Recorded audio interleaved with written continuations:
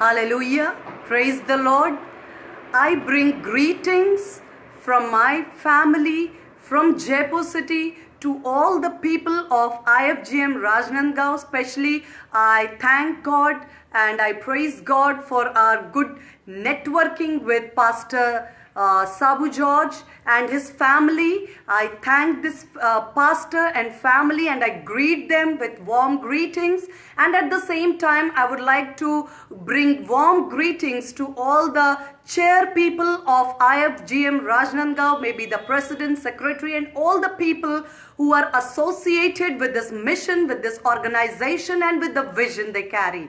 And I thank and praise God that He is a living God who has connected us, given divine connections so that we could bring His plans and purposes into existence through our connections. I thank God and I am grateful for this time, and I take every opportunity given by God as godly assignment. I don't take it as an assignment from a man. I always honor each and every work, each and every assignment, each and every opportunity as an assignment from the Lord, and I love to seek the face of the Lord to know exactly what is there in His heart for His people, for the present times. So before getting on to the word, with all warm greetings to the people of IFGM Rajnandgaon Church, pastor and his family, I would like to start the word with a small prayer we can have.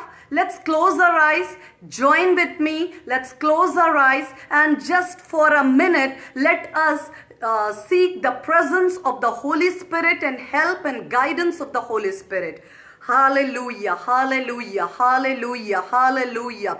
Loving, gracious Father, in the name of your Son, Jesus Christ, I come to your feet. I honor you, I praise you, I love you, because you are the God of heaven and earth, and you are Almighty One, O Lord. You are the Alpha, the Omega, the Creator of the ends of the earth. This time I worship you, Lord Jesus Christ, my only Savior and Lord, the strong tower and refuge. I worship you, God, the Holy Spirit. Yes, the very present help, a comforter, and my best friend and teacher. Father God, I thank you. I commit this time into your hands. I commit myself into your hands. I commit each and every person who is joining us in this particular session of word into your mighty hands. Father, I just pray with my humbleness. I empty myself. I make myself humble. And I request you, anoint my lips of clay to exactly speak what is there in your heart. Let it not be my mind or calculation, but let it be the very voice of Holy Spirit for the people who are waiting upon you, for the people who are thirsty for you, for the people who are seeking your will,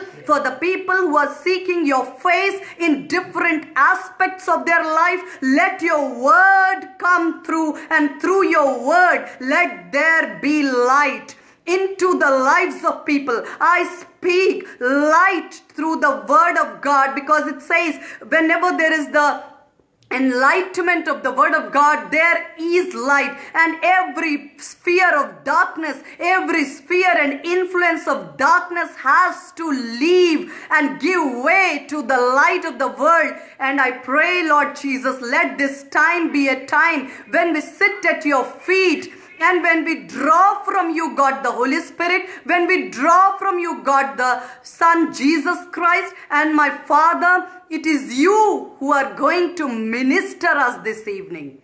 We humble ourselves, commit each and every segment and fraction of second into your hands, and we honor you, we worship you. We ask this prayer in the unfailing name of Jesus Christ. Hallelujah.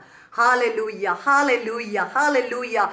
I thank and praise God, and I do believe each and every person who is joined with us tonight is in good health, and we just we believe that you are in God's safe and protective hands. And with this good note, I would just like to move ahead with the very word which God has. I cannot say I have a complete blueprint of the word, but I have received little glimpse of what God the Holy Spirit wants us to focus on, or the way God wants us to be drawn towards Him. And I just believe that it is going to be a time of enlightenment for both you and me. And whenever there is enlightenment, when the eyes of our understanding is open, it is the time when something new comes into beginning. Yes, it is the time of birth.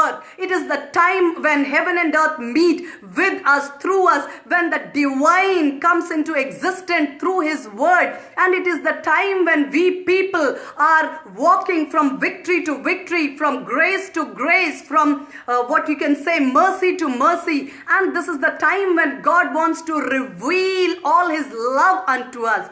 Because we all are in a times where we can say that maybe you and I are safe in our households, and we are safe in our flats or accommodations, and we may be having food on our table, we may be having enough bank balance and assets, but exactly the same is not true for each and every person walking on the planet Earth. The times and seasons are different, and what you can say, the backgrounds are different for different people.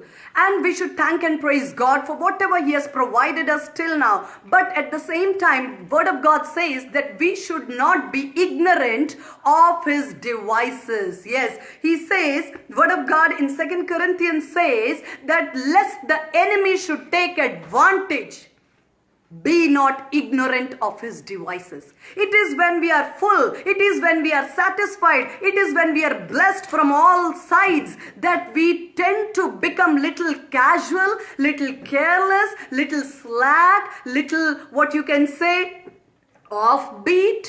Is that the correct word I'm using? My people, understand, God is a God of rhythm. God is a God of rhythm. Everything in this universe is having a specific rhythm. Like beat an ocean, it has a rhythm. Your heartbeat has a rhythm. And the movement of galaxies and the planets, they all have rhythm. And when a person walks with the pace of God, we are in God's rhythm. Being in God's rhythm means being in agreement with what He agrees. And whenever we miss that rhythm, we become offbeat. God wants to move ahead and we are stuck up somewhere. This evening, God wants to shake each and every one of us. That just be not ignorant. Be not ignorant of His devices. Just come with me to the word which is in Daniel chapter 7 verse 25. I would like to draw your attention to this specific word which is found in book of Daniel chapter 7 and verse 25. We can quickly go through this word which says, He shall speak. This particular chapter I would like to briefly describe. Here Daniel wakes up with vision. He sees some beasts and they are really terrible, horrible, very what you can say different from the usual things he had, and these visions really troubled him in his spirit and his mind. And then he seeks the interpretation of these dreams, and he ends up getting that interpretation. And the verse 25, I'm talking about Daniel chapter 7 verse 25, and it is talking about a beast, the enemy. The only function and unction is to destroy and to devour. Here it is written, he speaks pompous words against the Most High, shall persecute the saints of the Most High, and he shall intend to change times and laws. This evening I would like to focus on this particular line. What is the symptom or what is the characteristic of this beast, the enemy? It is that first thing, it will speak pompous words against the Most High, then he shall persecute the saints of the Most High, and then he shall intend to change the time and the law. This is something I would like to draw your attention to. This is the era where we can witness that some forces are trying to distort the time and the law. You know what happens when the times and the laws which are appointed and ordained by God are disturbed or distorted? I would come back to this verse time and again. We will be this evening focusing on the thing that time and law. The devil intends to change times and law. You know what happened with Eve? When we can refer back to Genesis, I will keep coming back to my main reference point, that is Daniel chapter 7 verse 25. But in order to make a background of what I want to convey this evening, kindly open with me Genesis chapter 3, and we will be referring to verse 2, verse 3 and verse 4 and 5. Specifically verse 5. Here it is written, when the enemy, the serpent, is having a dialogue with Eve, and he's trying to engage her in a kind of dialogue, and he's trying to, manipulate her understanding about the law which she received and about the understanding which she had about God. And here the devil is putting her a question that you will not certainly die even if you will eat the fruit of the forbidden tree. I am focusing on verse 5. For God knows in that day that the day you will eat, your eyes will be open and you will be like God, knowing good and evil. Now what the devil is trying to tempt her with? The devil is trying to convey Eve, and she was convinced.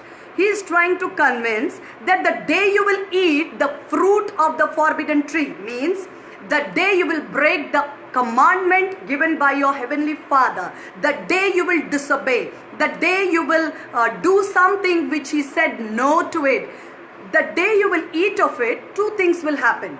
First thing, that you will become like God. You will be like God. And second thing, he said that you will have all the knowledge. Here he is trying to tempt Eve with these words.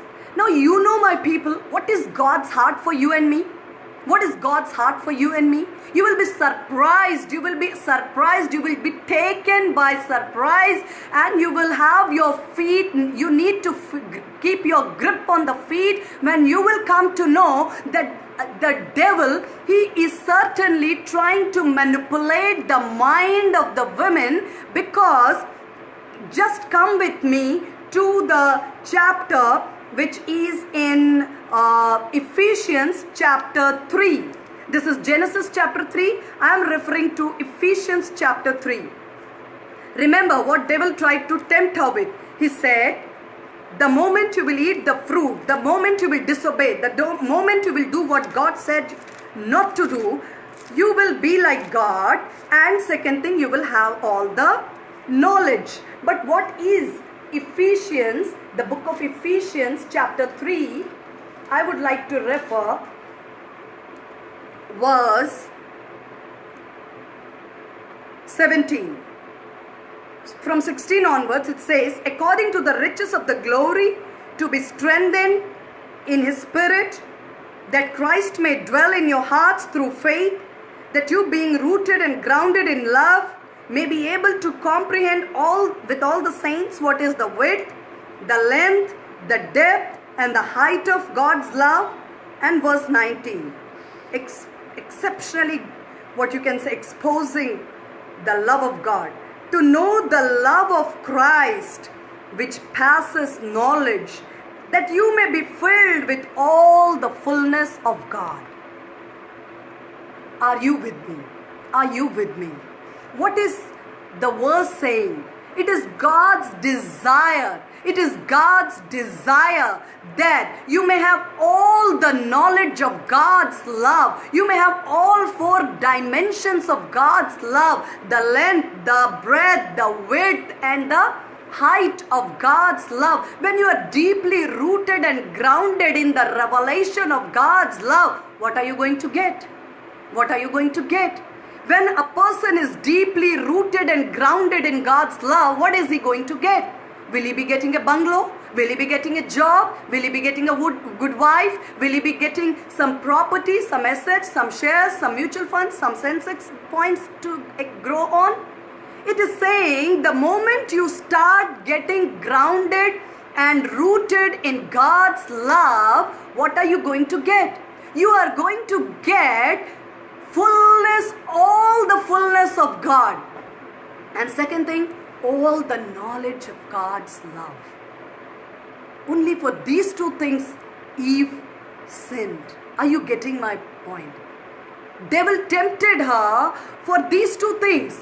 He said, break the commandment, disobey God, break the word which God has given you, break the covenant which God has made with you, break your promise, break your, agreement.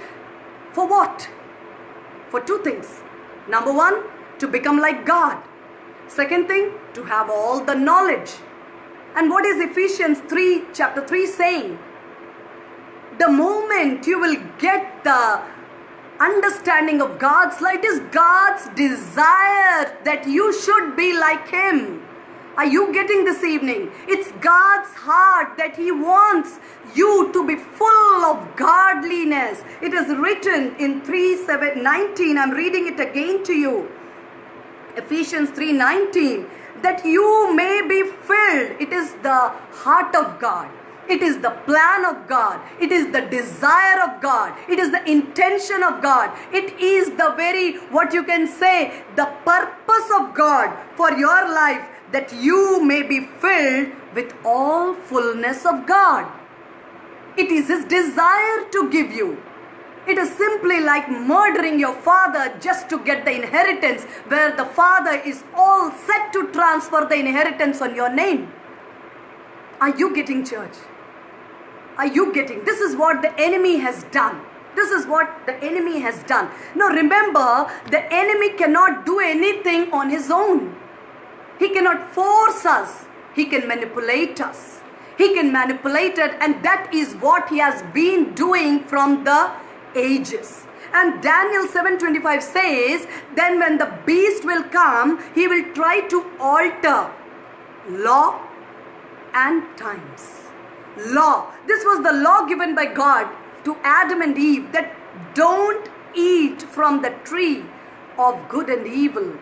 And when the enemy somehow prepared their hearts to disobey and betray their father, their loving father, only for two things, to be like God and to have all knowledge. And Ephesians 3:19 says that when you understand God's love, when you understand the fullness of His love, when you will be rooted and grounded in the love of God, and you will understand the dimensions, the length, the breadth, the width and the height of God's love, means when you will be rooted in the complete dimension of God's love, what are you going to get?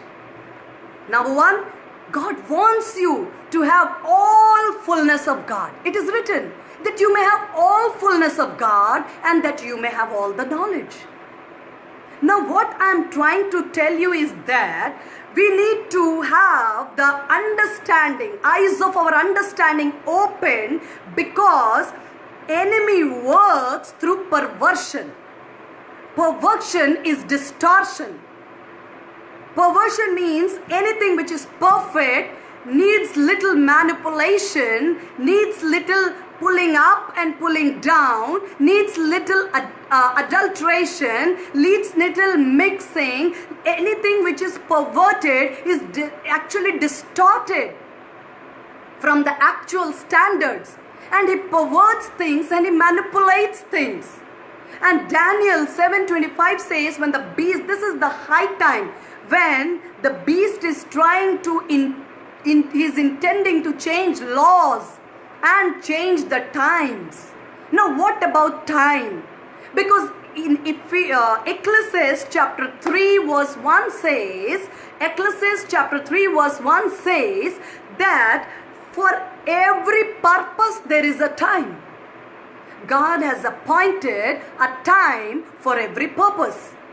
And when the enemy tends to change time, means he tends to change the purpose. When the enemy tries to change the time, he is not actually trying to, what you can say, he is actually trying to change the purpose.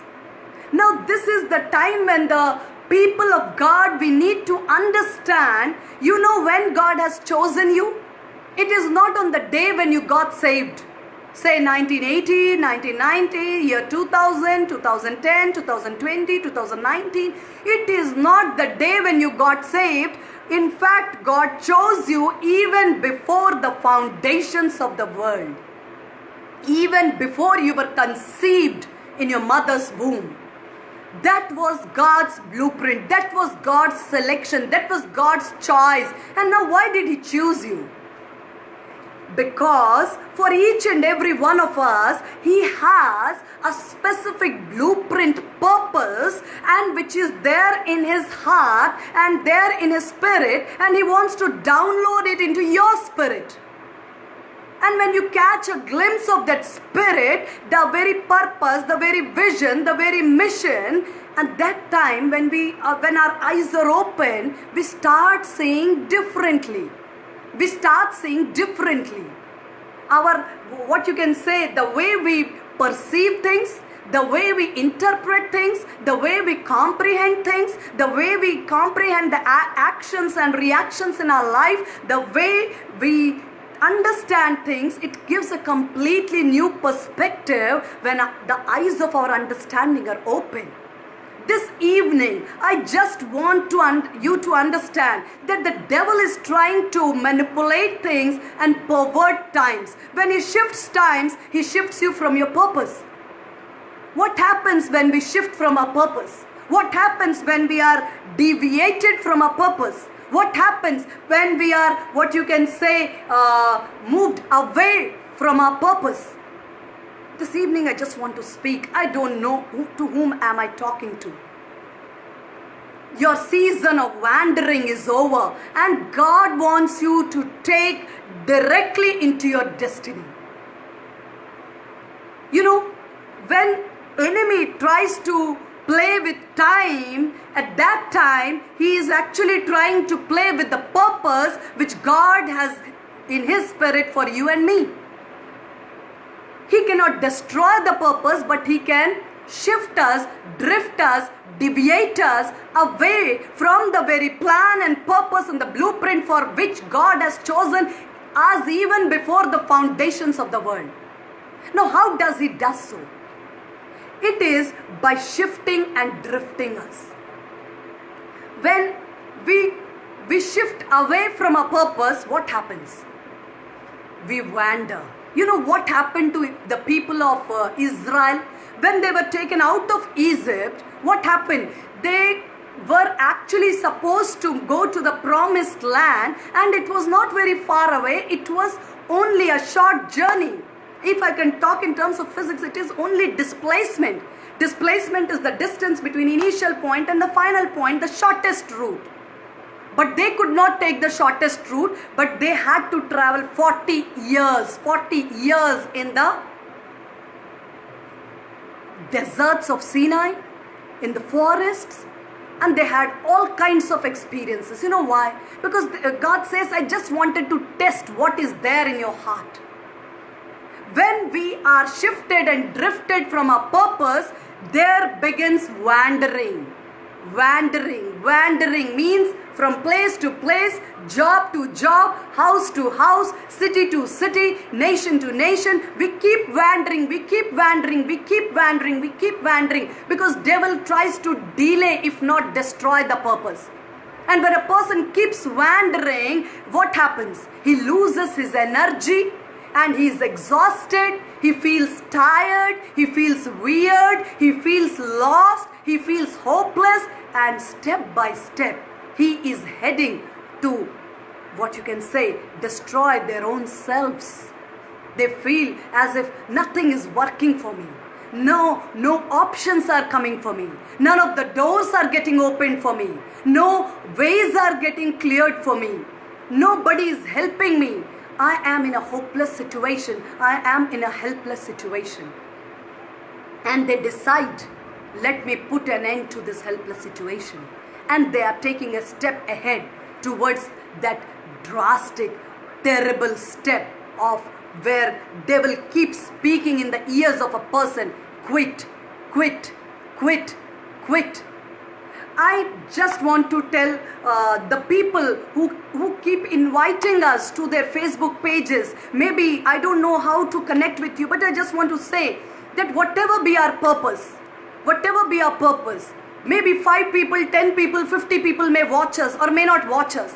But if one single person who is heading towards that drastic step, if you can stop that person, if I and you together can prayerfully and through our word bring light into the life of a person who is full of darkness, who is unable to see things properly, the devil is, what you can say, kept their minds in bondages. If that is the situation, and if I can tonight help, if my voice can reach to any person in a hopeless and helpless situation and bring him out of that pit, we are successful.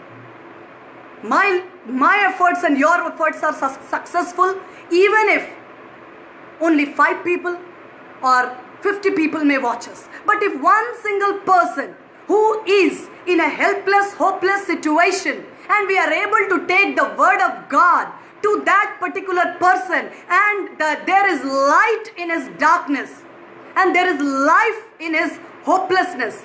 If the person gets delivered from the mental bondages, from all the lies of the enemy, we are successful. We are successful. I don't know how the world defines success. Maybe according to the world system, the celebrities are successful because they have so many, what you can say, crores, 100 crore business in their clubs. They can have movies, they can have shows, they can have orchestras, they can have so many things which makes them successful, and we call them celebrities and stars. And we define success and we compare ourselves with that level. We are comparing, oh, they are successful, they have a big brand, they have a big organization, they have a big church, 5,000 people church, they have a big name, they have a big institution, they have a big brand, they are successful. What am I? Let me tell you this evening, success means fulfilling the very purpose which God has assigned to you. Success means fulfilling the very mission for which God has sent you to the planet Earth. Success means fulfilling the very purpose, plan and assignment and destiny which God has appointed and anointed for you. Maybe nobody knows you, but you are successful in God's sight. You know the little girl who talked to Naaman? She said, even her name is not mentioned in the Bible, but she said, had been my master in Israel, he could have been cured of this leprosy. That one single triggering statement from the maid, little maid who was brought in captivity from Israel, she was successful, even though her name is not mentioned. Why? Because she fulfilled the very assignment, the very plan, the very purpose for which God kept her there. She was a captive, she was a maidservant, she was a slave, she was under bondage, she was not free to go anywhere she wanted, she was not free to enjoy whatever she wanted to do, she was not free to do anything she wanted because she was a captive girl. But she was successful in God's sight because she did what she was purposed and sent for such a time as this. She was kept there for Naaman. And Naaman received her word. And he moved towards Israel. And there he got healed of this leprosy. She opened the door of deliverance for the army general. Here the army general, a well-known person, a renowned person, a very successful person, a very fabulous person, a very big celebrity who had many stars on his shoulders. But inside he is suffering from leprosy. God can see what the world cannot see. We may be all dressed up in good silk saris. We may be all dressed up with our makeups. We may be all putting up a smile and say, I'm fine. But God is able to see the very wounds in your heart, the very wounds in your spirit, the very pain which is bringing you down, the very tears which you are shedding in your loneliness, the very tears which you are shedding by putting a pillow upon your face. Each and every tear God has seen. The world may not see, but God is able to see through, because His vision penetrates into the spirit realm and He can see behind the good smile, the pain and the turbulence and the insecurity and the, what you can say, discouragement, the hopelessness, the helplessness which you are undergoing. God is extending His hand of might, help and power, His right hand which does valiantly. God is extending tonight His right hand. He is extending His right hand which can do valiantly unto the person, the woman or the man who is in desperate need, who is in distress. God wants to call you, my daughter, my son, come out, I am here to help you. Don't listen to the enemy. He will keep provoking you by saying quit. But where the world thinks, where the people understand that it is the end, God has a new beginning. He can bring out beauty out of ashes. Where the people think that now they don't have any future, everything is over, finished, done, finished. No. God commands a new beginning into your situation. Word of God says He will put an end to your wanderings. And Psalm 37 verse 23 says, the steps of a good man are ordained by the Lord. When I was meditating on this particular verse, I was enlightened and I myself got, what you can say, I was rejoicing. As David said, your words are like sweet honey to my mouth. I really had that taste when I got the revelation of this word. The steps of a good man are ordained by the Lord. Now you will say, what is so special about it? I have been hearing this word right from my childhood. My grandparents made me learn this word and I kept speaking it in my Sunday school experience. I just want to tell you. You know what happened to Ruth, the Moabitess? When she decided for God, the moment she said, your God shall be my God, she made a covenant. In fact, God made a covenant with her. And she followed her mother-in-law Naomi to Bethlehem, the place of bread. And when we all know this story, in order to cut the story short, we all know that in the land of Moab, Naomi came with her husband and 2 sons and they lost everything. Her husband died and her 2 sons died, and Naomi was left with only her 2 daughter-in-laws and Orpah and Ruth. And what you can say, when Naomi requested them to go back, Naomi requested them to have their future, better future, remarry and settle down again. But Orpah returned back. But Ruth was consistent. She was steadfast. She was determined. And she said, no, I am going to be with you, because she honored that covenant which she had with her husband, even if he died. Her husband died, but she did not allow that covenant with her husband to die. Are you getting what I'm saying? She honored that covenant. She married her husband died, but she did not allow that covenant to die even after her husband's death. And she said to Naomi, I am following you, I will come with you, I will stay with you. Your God shall be my God and your people shall be my people.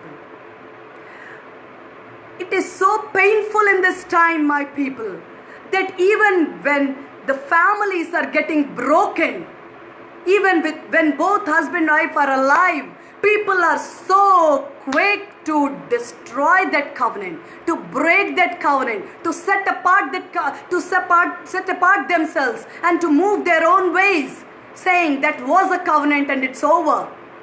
On a piece of paper, they are resigning to each other. Whereas Ruth, sometimes we may think, why did Ruth receive such a great position? because she knew how to honor covenant. She honored the covenant she made with a man, and that gave her a place where she could honor the covenant which God made with her. She honored the covenant she made with a man. Even if her husband died, she honored that covenant and she kept that covenant, and she came with her husband's family. And what happened? She said to Naomi, when she came to Bethlehem, she said, let me go. We cannot be hungry. We cannot die out of hunger. Let me go to a field. Let me reap. Let me glean. Let me collect some grain. Let me eat, and let me bring some for you. Her mother-in-law said, okay, fine, go. Now remember, Ruth was a new person for Bethlehem. Like as if you are going to States for the first time.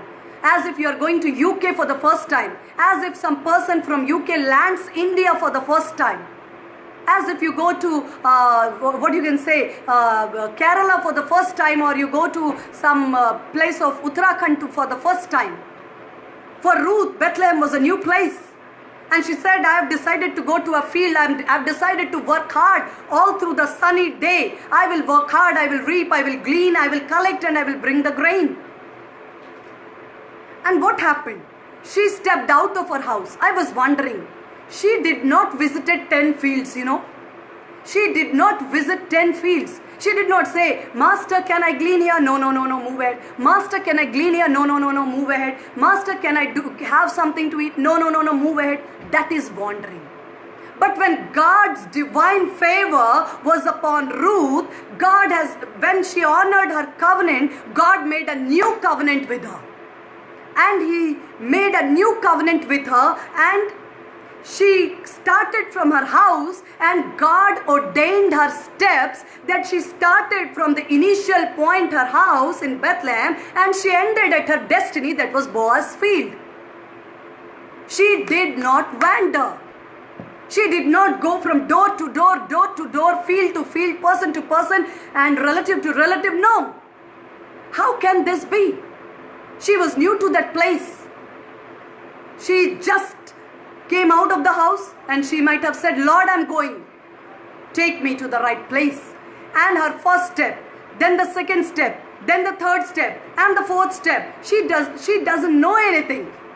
She did not know anything where I'm going. She straight went and started reaping in a field, and she started collecting grain in a field from morning to evening, hard, sunny day. Working hard to collect grains for herself and her mother-in-law. And there comes the person who covered her under His wings, because God ordained a new destiny for Ruth.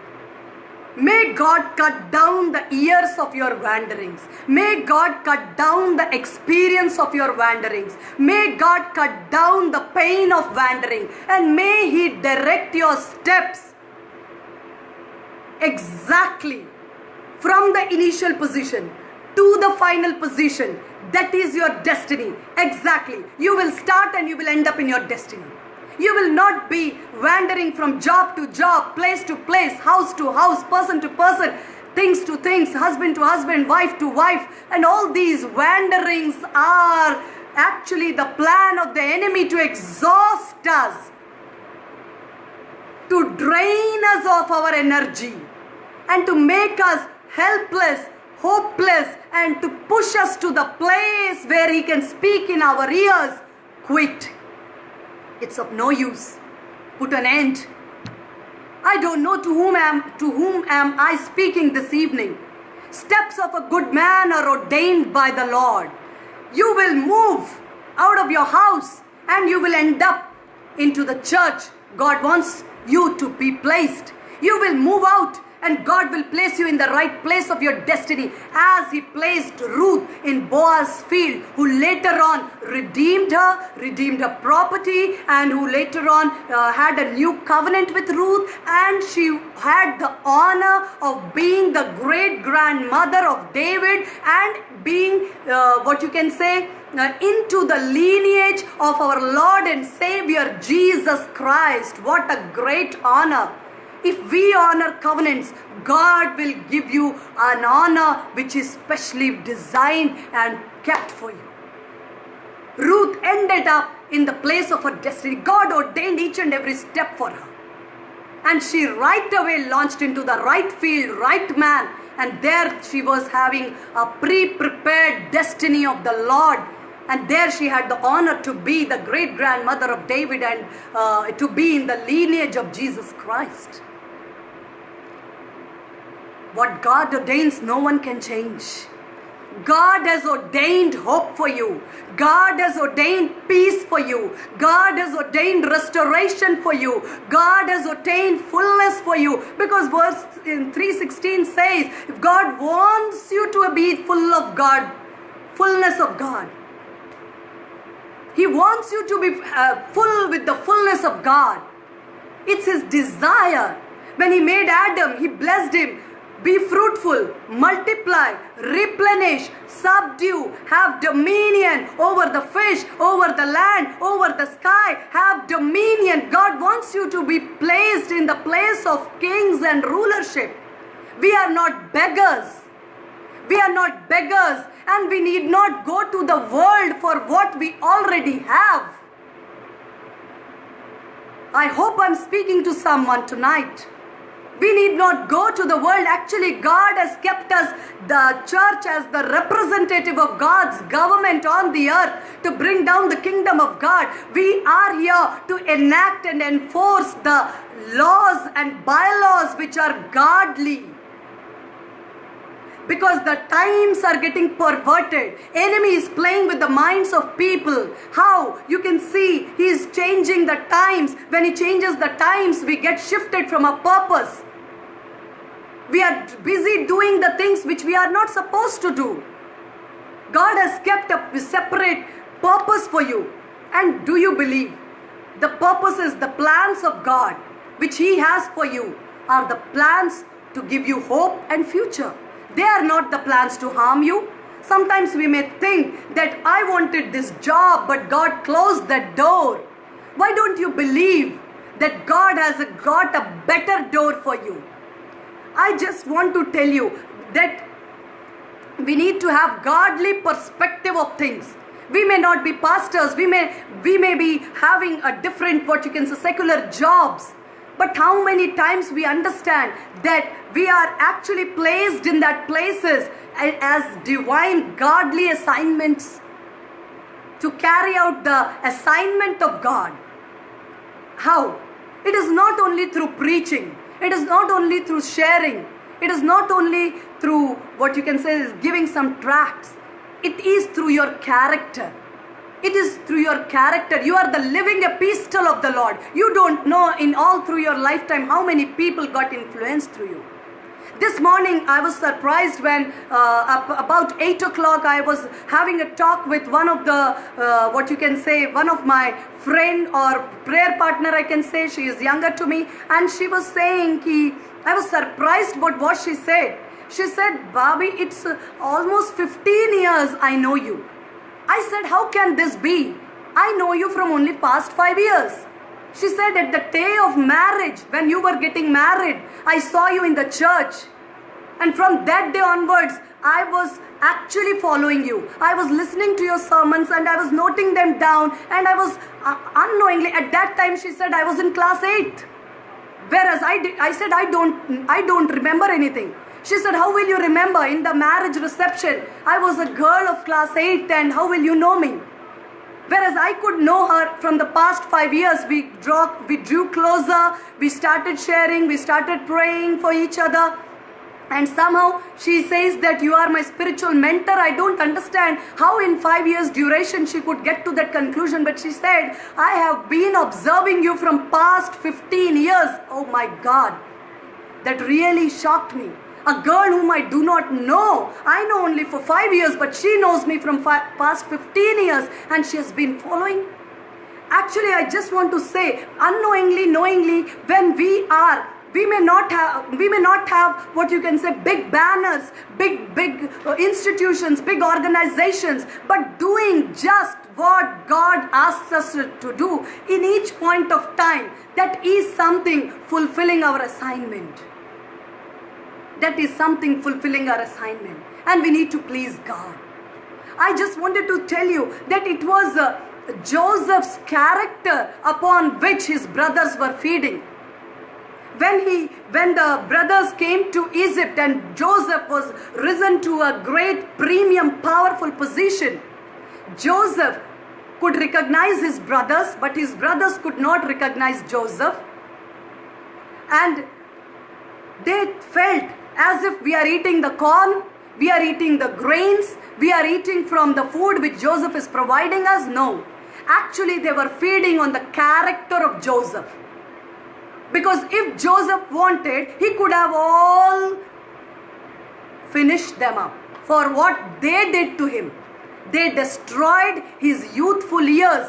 He had to spend time in pit. He had to spend time in Potiphar's house as a slave. He had to spend time in prison. He had to see some hard days. He had to see some famine. Actually, the famine was of love, support, care, family. He lost everything because of his brothers. He could have been full of that bitterness, but he managed it. He did, provided, he protected, he, blessed his brothers and his household, because he had the right perspective that he has to save the Savior, because he saved Judah and he saved the lineage of Jesus Christ. He knew that he is actually not saving his brothers, but actually he is saving the coming generations through which our Savior is about to come. He did not lose perspective of God's divine vision. He was not short-tempered. He was not narrow-minded. He was not a man of short understanding. That he immediately, the moment he discovered his brothers, put them in the jail and finished them off. No. He understood the purpose of the power and mission and the position. He knew, I have to save my brothers. I have to save my brothers. I have to save their generations. I have to save their posterity. I have to save Judah. I have to save Judah's generations, because out of Judah will be coming the Savior of the world. He had this perspective. The moment our eyes get opened, we have a divine perspective. We may be simple people doing simple things. Maybe the world will not recognize us. We may not be having big banners. We may not be having big things. But our daily walk with the Lord, where in everyday life we will fulfilling His plans and purposes with the people around us, with the people in our, whom God has entrusted us with. That is the fulfillment of the assignment of the Lord. That is the fulfillment of the assignment of the Lord. I just want to quote one small instance which is occurring to my mind. It was last year, 5th of September, Teachers' Day.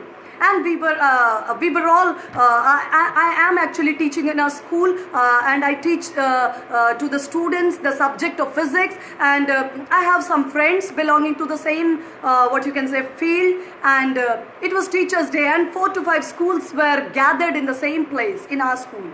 And it occurred to us that we got up from our seats, and I said, let us go aside for some, there was a function going on, and almost a huge crowd was there, and I said, let's go, get aside. And me and I remember 3 of my friends who are like-minded, of like spirit, we went aside, we went to the physics lab. There, I don't know how many people are listening to this live streaming, but anyway, we went to the physics lab, and there we had little word of God, and there we held hands and we prayed.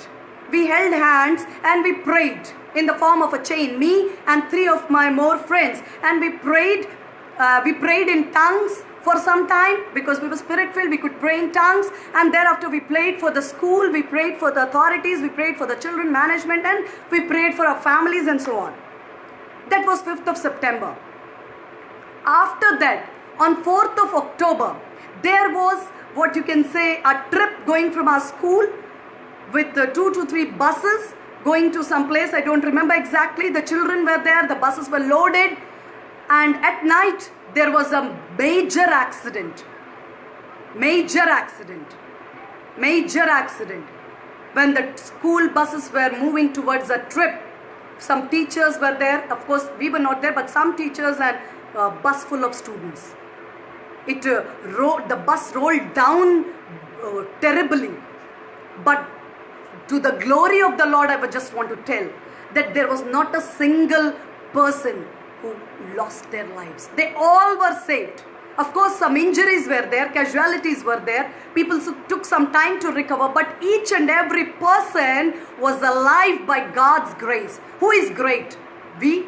No. No, a big no. It is who makes us instruments, and we could gather just 1 month ahead. We do not know what the enemy has planned, but when we speak in tongues, we are releasing the plans and purposes of God. We are declaring the lordship of Jesus Christ in that place, and we are cutting down the wicked schemes of the enemy, the wicked plans of the enemy. We are uprooting, we are pulling it down, we are destroying the wicked plans of the enemy from our lives, from the people around us, from the people, from the society where we are living, and we are the cause of deliverance. That's why enemy fights you. You are the door for deliverance. When you speak, people are getting mentally delivered. Devil hates deliverance.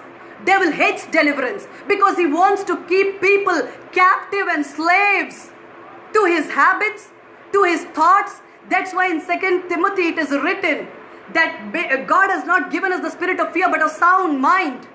Sound mind is something which can understand. Devil is playing with the hierarchy. He's playing with the order. He's playing with the laws. He's playing with the rankings. He's playing with all these things because the game starts from the mind of a person. He wants to capture the minds of a person. He wants to fill it with the lies, and thereafter he wants them to think the way he wants them to think. But whenever there is, by the entrance of the word, there is enlightenment. Whenever the word of God says, you shall know the truth and you shall be delivered.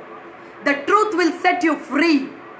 Wherever there is declaration of the word of God, there comes freedom, there comes deliverance, there comes healing, there comes the demonic opposing forces which are trying to capture the minds in the form of an anxiety, in the form of restlessness, in the form of depression, in the form of fear, in the form of heaviness. All these negative spirits have to leave the moment word of God is declared. It is God who is faithful. It is God who should get all the glory. It is God who has ordained things. We are simple instruments, but powerful instruments, because the one who is using us, his hands are mighty and valiant in power. We are simple instruments in the mighty hands of God. We may not have big things. As I told you, success is not comparison with some people in terms of money, position, power and things. Being successful means fulfilling the very agenda, fulfilling the very mandate for which God has called you.